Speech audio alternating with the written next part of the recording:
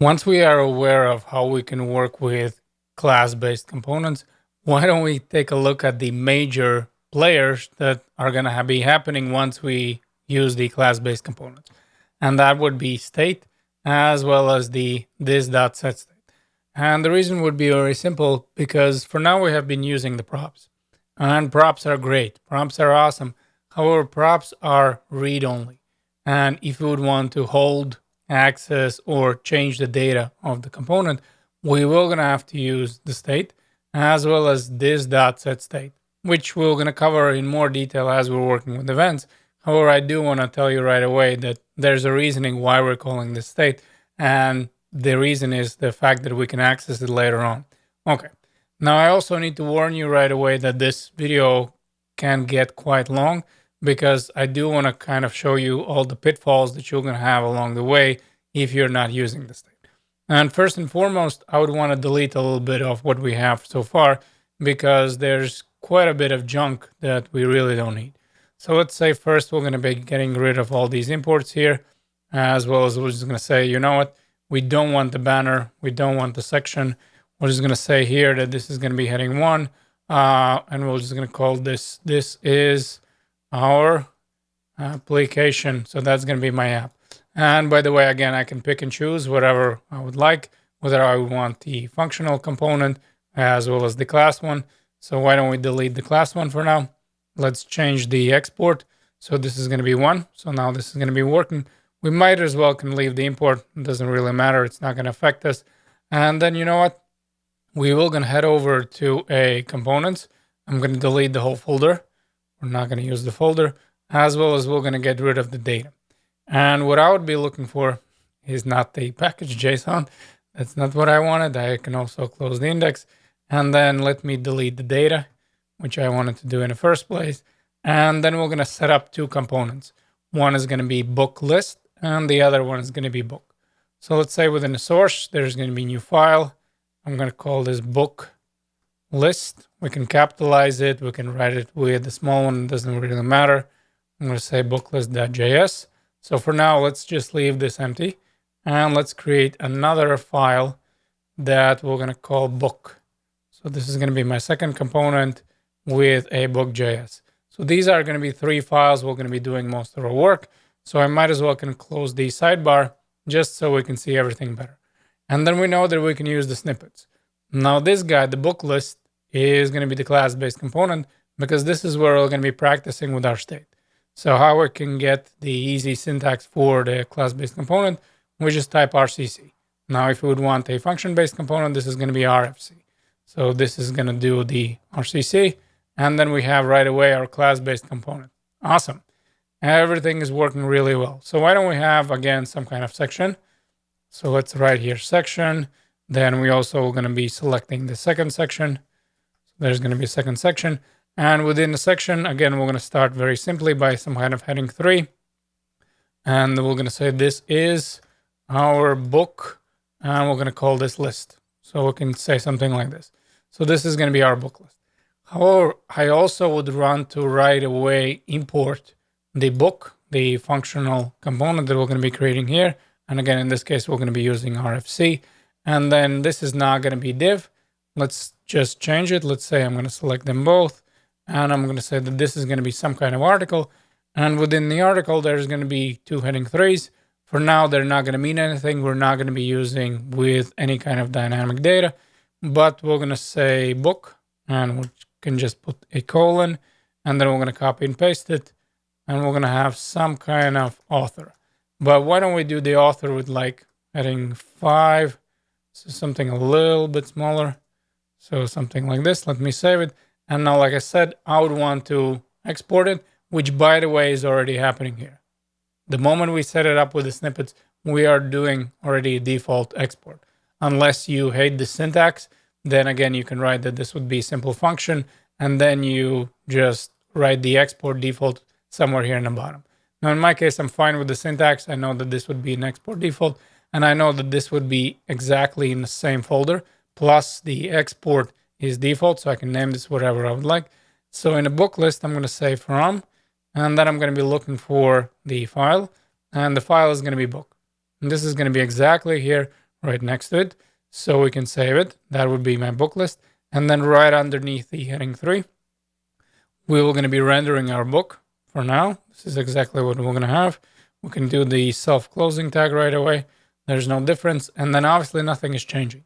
And the reason nothing is changing because we need to head over back to the app.js, and we need to import this as well.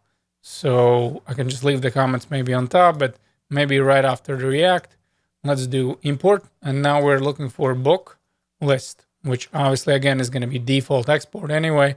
So it doesn't really matter how we call it, but just for the sake of clarity, why don't we use the book list? And then let's say that here, this is going to be heading 1. And right after the heading 1, we are going to be working with the book list. And that's it that we need to do for now in our app. And I don't think we're going to actually do any more work. So I can just close the app. And now I'm going to be focusing between these two, where we have the book list. So this would be the component that's going to hold a list of items.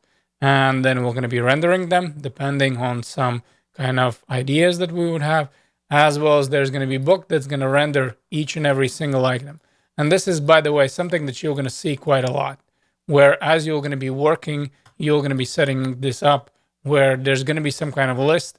And then most likely you're going to be setting up some kind of simple component, or maybe not simple component, but some kind of single component that's going to reflect that single item in the list. Again, this is just a side note, but this is not the first and the last time you're going to see this, where there's going to be a list, and then we're going to work with that each and every item of the list with a separate component. This is quite typical, common syntax that we're using. Okay, so where are we going from here? So I have the book. Awesome. Everything is working well. But let's say that there's going to be multiple books.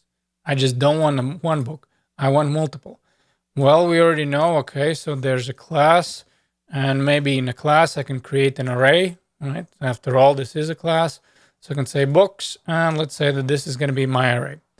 And within the books, let's do, since this is a proper array, there's going to be a bunch of objects. And when I say bunch of objects, for now, let's just do 2, and then later on we might add some.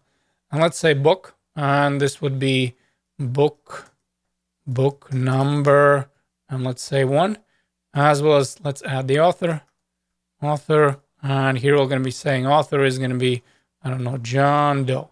Now, what I would like right now, since this is my array, I'd like to copy and paste it, and I'll head over back here, and I'm going to add maybe a comma, since that would be the proper syntax, and let's just change it around here. Let's say this is not going to be book number 1. In fact, this would be book number 2, and the author is going to be, I don't know, Bobby Doe. Okay, so far so good. Everything is working fine. We already know that we can pass the props. We're already aware of that. So why don't we do that? Why don't we say that we're going to be passing the props, and within the props, we're going to be looking for some type of information that we're looking for from the books. So how this is going to work? Well, let's say we're going to name our prop book. Then this is going to be equal to the array that we have. However, in this case, we do need to use something. We do need to use something else in the syntax because now we're in a class. So now we're not just working with a simple array.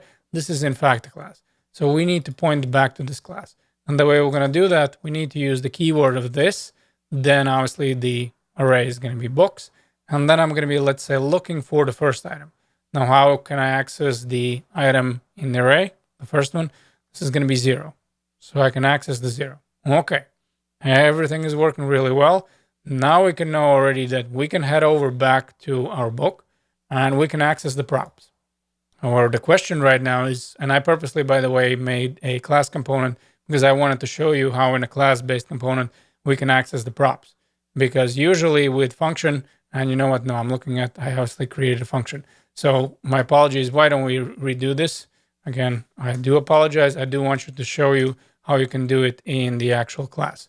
I'm sorry. I did previously with a function. I thought I did the class, but I was misunderstood. And then let's say that we're going to be working with a class. So again, same question, how we can work with props in the class. And you know what? Let's do simple thing here. Let's say section, or you know what? This was article, right? Let's write article. and we're going to have the article right here.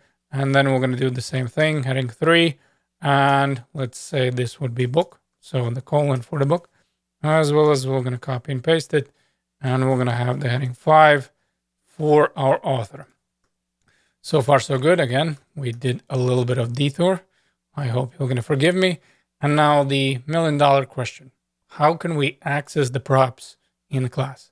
Because this is not a functional component anymore. For sure. Now, this is a class-based component. And the way we do that, well, first of all, we can look at the structuring. But maybe before we do that, why don't we do it again above the return? So don't do it within the return. That's JSX. Let's just write a simple log. And again, we need to use the keyword. Now, the keyword is this. And then we're looking for props. Again, the naming here. And now let's head over to the console. Probably already guessed it. That what we're going to see it over here. We're going to go to the console. And then I see the object. Now here I see that component is defined, but this is never used. So obviously this is going to be an app. And you know what? Throughout the tutorial or throughout this video, this might annoy me a little bit. So why don't we get rid of this, since this is going to be the functional component anyway. So I don't need it. Let me save it. And now let me again close the sidebar. Now this is going to be looking for stuff. So let's do it this way. And then we don't need the app anymore. And what do you see here? What do you see here on the right hand side of the console in the this.props? Well, we see the book, and the book at this point is number 1. And then within the book, we obviously have the author as well as the book. So everything is working fine. So the difference would be within the class, we're using this.props. Within the function, we just passed it down as an argument. In this case, however, we're using this.props. So what we can do is, since we know that there can be a destruction, and by the way, let me just comment this out for your future reference. Maybe you'll want it. And here we're going to say like this. We're going to say that I'm going to be looking first of all for the book, because this is going to be one of the key value pairs. Then I'm going to be looking also for the author. And then from where? Well, we have this dot props, and then we're going to be looking for the book. Now I'm going to save it. And what I would like to do right now is use the power of JSX, where I can insert the variables. And I'm going to say this is going to be my book. And this is going to be my author. So far, so good. Everything is working out really well. I have the book, book number 1, and then author is going to be John Doe or something like this. Okay. Everything is really, really awesome, but there's quite a few issues as we're going to be working with this kind of setup. And you know what? Actually, we can close the book as well, because all our attention right now is going to be to this guy, to the famous book list, because this is where we're going to be setting up the state. And what would be the issue? Well, okay, so let's say we have 2 items here, right? So I'm going to copy and paste it. I'm going to say that in this case, I'm not going to be accessing the book's value of 0, meaning the 0 index thing. Then I'm going to be accessing the 1. Okay, so far so good. So I have right now book number 1, then that would be John Doe. Then book number 2 is going to be Bobby Doe. Okay, so far so good. So let's say I'm going to add here one more. I'm going to say one more, and this is not what I wanted. So let's say again, we're going to select them. We're going to copy and paste it. In this case, though, we did copy and paste it one more time. Then this would be book number 3. As well as this would be, I don't know, Peter, though. Something like this, Peter O. Okay, I save it. Well, this is obviously not showing. So I would ask you a question, what we would do next? Well, you would say, okay, so we're just going to go and say book number by the index value of 2. And you would be correct in this case. However, imagine this scenario. You're getting something from the API and you don't know how many of them you have. You have 5, you have 5,000, you have 3, you have 33,000. It doesn't really matter, but this is not sustainable. I mean, you're going to go crazy if you're going to be really hand coding everything. So there has to be a better way. We have to be able to access the state regardless of whether it's 1 item, whether it's 10 items, whether it's 55 items. And we need to be able to render them all, or maybe render, I don't know, the first 3, and so on and so forth. And this hand coding, sorry, my friends, it's really, really going to mess you up. So how I can do this? Well, I already kind of mentioned that we have a state, right? So why don't we change this all around a little bit? So within the class, instead of having just these books, I'm going to create my state. Now for the state, again, this is important. This is a syntax and you need to follow the syntax. So the state would be like this. So when I write this state keyword, then I'm going to set this equal to, again, I'm still working within my class. However, this is going to be my object. So I'm setting here that this would be a object, and this is going to be in a lot of sense the same as regular JavaScript object, meaning it's going to have the key value pairs and all that, because obviously regular JavaScript objects don't have the this.set state. But in general, this syntax is going to be like this, where we have these curly braces, and now we can place everything within the state. Okay, so if we can place everything within a state, why don't we grab the books? Why don't we say here like this? And we're going to copy and paste it. However, the key here is that obviously we are already operating an object. And we know that for the key value pairs, we do need to have the colon, because obviously that would be the syntax for the object. So I can save it. And obviously this application right now is going to break because it doesn't make sense. And the reason why it doesn't make sense, first of all, because we don't have the semicolon, we shouldn't have the semicolon. So now we're going to save it, but we cannot access the values. So even though I fixed my syntax error, it says this dot books, and we don't have the books anymore. We have the state. So we would need to fix it. Okay, so your question probably would be, well, why we just couldn't leave the array? It was working fine. So why we grab this kind of state? And again, the reason why we're using the state is because we can control the state. We have special methods that can mutate the state, that can change the state, and that not are gonna affect the performance. So that's the reason why we're using the actual keyword. That's the reason why we're not just using some regular monkey wrench array and then just, we're good. No, we do need to use the state because we would want to control it later on. And again, I'm just going to make a comment here because we're going to be using something like this dot set state. This is very, very important because this is something that React gives us. And okay, so where are we going from now? Okay, I'm looking at the state and I can see that I have state, and within the state, I have the key value pair with books, and books is an array. Okay, and I also know that I have the render method, and above the return, I can do whatever JavaScript I would want. So why don't we do this? Why don't we get rid of this for now? And later on, we're going to fix it, don't worry. But for now, let's say that we're not going to be looking for this book. And you know what? Yeah. Why don't we take a look at the simple JavaScript method that we can have it on array? And the way we access it, first of all, this books is again this dot, because we are within a class, so we need to point to the instance, and then we're saying this dot state, and then we're looking for this value. So first of all, let's do very simply. Let's say const, and this is going to be my books. And in this case, I'm going to say this dot because I'm accessing here, and this is obviously not in a props. This is not something that we're passing down in a props. In this case, we're just saying this dot state. And then we're looking for the books. And this is going to be for all your properties that you have in a state. Only thing you're going to be doing is you're going to be looking for this dot state, and then you're going to be looking for whatever you have value in the actual state. Okay. And as I said it, that we don't care about the books, obviously this is going to break. Now, the reason why this is going to break, because obviously we are looking for these variables. So why don't we comment them out for now? Because why don't we set them up first? Everything within a state, and then we're just going to deal with these values. But what I would like to do right now is just to show you how everything is working. We're going to be looking at the books. So if I comment this out, what do you see here? Here on the top in the console, I can clearly see that I'm looking for my books. So I can have access to the array. So that's already a good sign. Okay. So if I have an array has what in JavaScript? It has methods. Methods can be multiple methods. We can, I don't know, split array, we can mutate array or whatever. But there's really, really nice methods that are using higher functions. So higher class functions where we can pass the function in the method. What methods I'm talking about? Well, we have filter, we have for each, then we also have map. Then we also have reduce.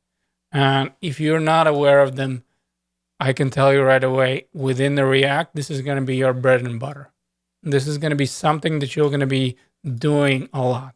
Now, yeah, for each might be, one off or whatever, but filter and map, yeah, if you're not aware of them, if you don't know how to use them, I would suggest spending at least, I don't know, 5-10 minutes and looking at the syntax and the way they work. Because this is something that you will going to use a lot because you're going to be iterating through some lists and map is very nifty. Now, what's common for all of them? That we have the method and we're going to be passing some kind of function, or we can just write the anonymous function. But then what they do is they apply this function to each and every item in your list. In our case, this would be the book. And filter is just going to make sure that we are returning only certain values. Map allows us to change them around a little bit. So in our case, what we're going to do is we're going to return this item wrapped in a JSX. And that's the real power in the actual React. And by the way, again, this is a lot of JavaScript. Only thing that's coming from React is the fact that we're going to be wrapping this in the JSX, but everything else is plain old simple JavaScript. So why don't we take a stab at the map? And I think this is just going to be the easiest one where we can start working. And I'm just going to show you with an example. So I have this dot state books. This is going to be my array. Then I'm going to be looking for my method, and I'm going to say map method.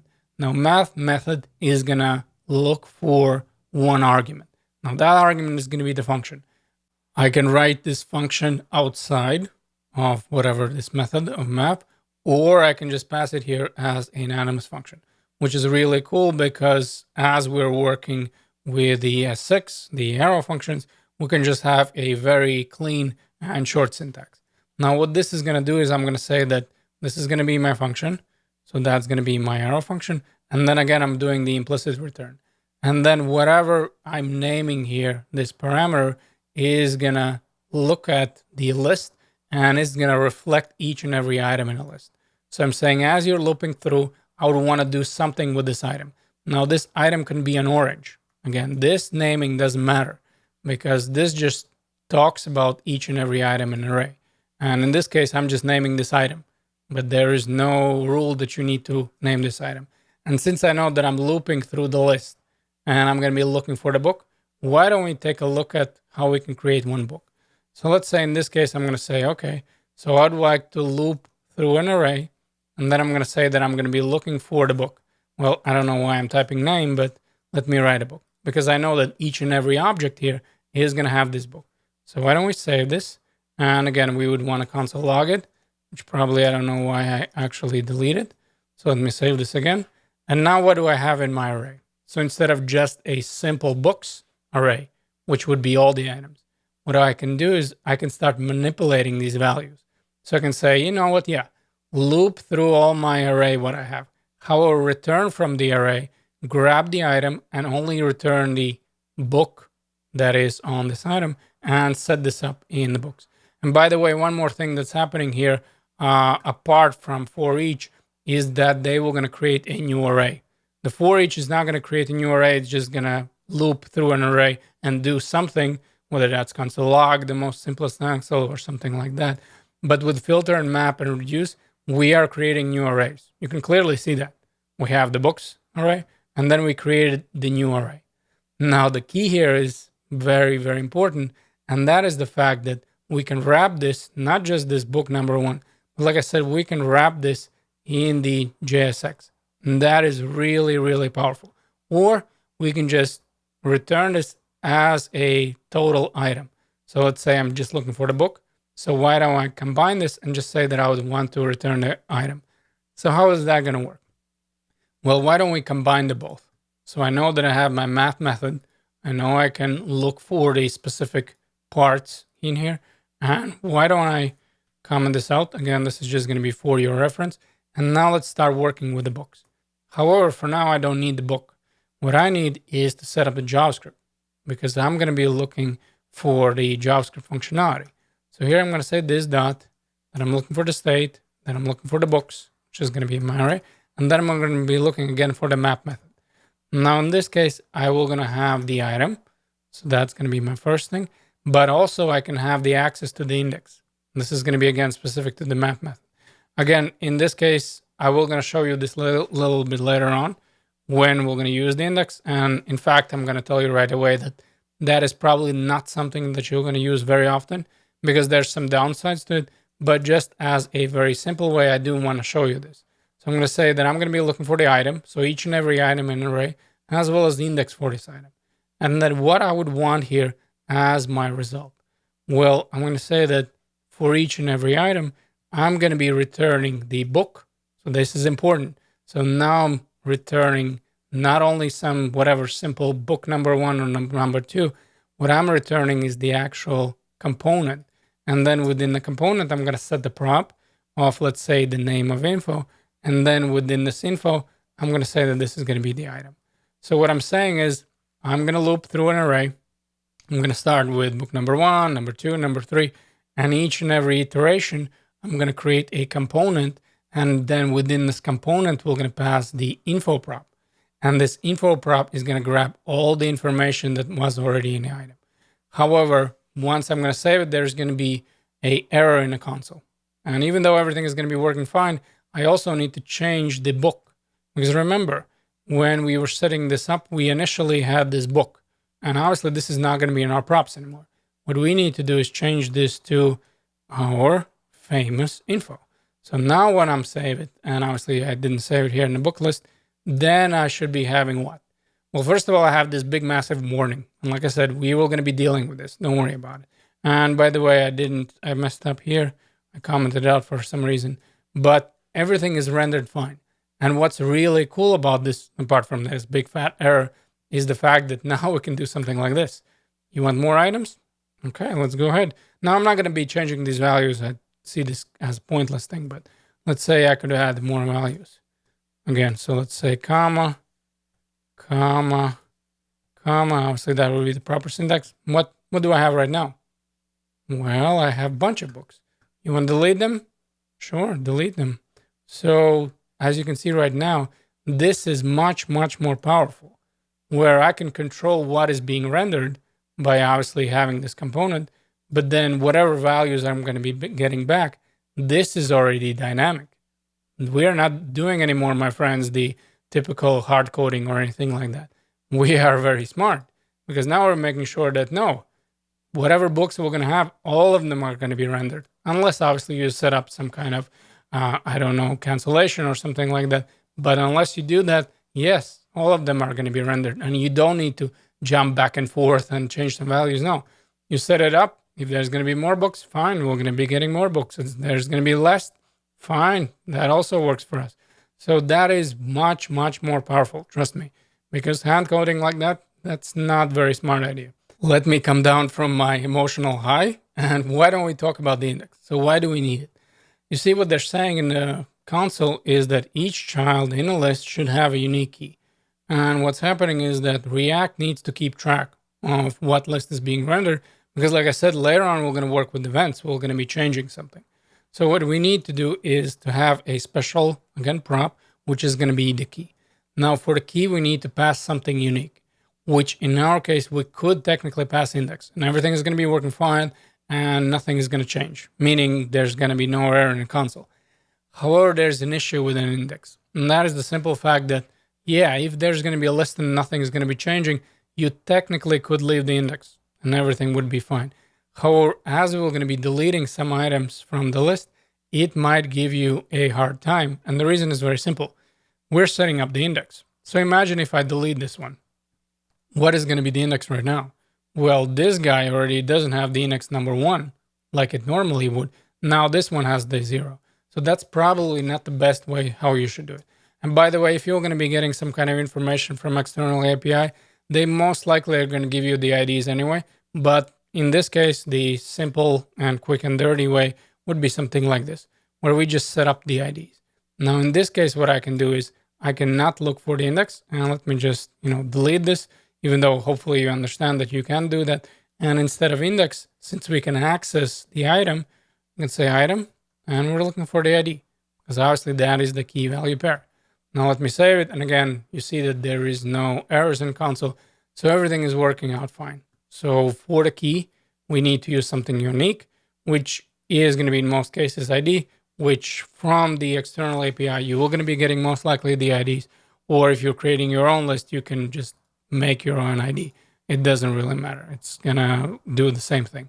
And then last but not least, this is the important part where we're using the map, and state allows us to really have a lot of control of how everything is going to be rendered. And later on, we're going to see how we can actually change these values. So we can either remove something or add something. And this gives us much, much more dynamic applications than just some kind of simple array. And then we're just hard coding everything of what is going to be rendered.